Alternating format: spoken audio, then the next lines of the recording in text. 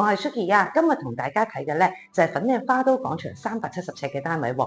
我哋不如四周圍望下。上到嚟花都，我哋四周圍望下先。呢個係實用面積大概370尺嘅單位。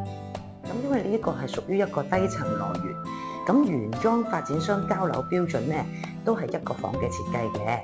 咁但係好多時咧，有啲業主咧就會沿住呢一個懸梁位咧，就再間翻間涼房喺度。咁我哋先望下個景觀，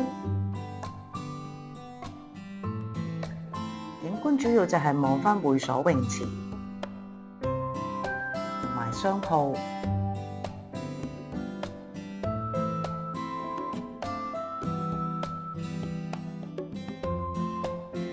我哋入房睇下先，呢個就係交樓標準嘅原裝房。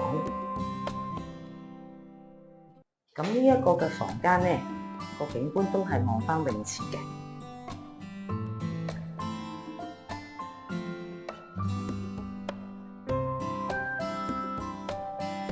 咁其實發展商當年交樓嘅時候咧，佢已經係做定咗一個窗口式嘅窗機台嘅，咁就預咗啲客咧就自己會跟返嗰個懸梁位置揀返兩個房間。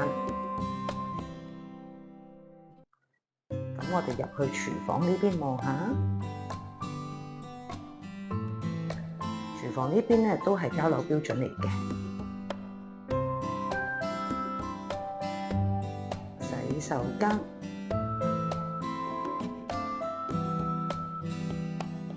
如果大家對我介紹呢個單位有興趣嘅咧，可以隨時聯絡我㗎。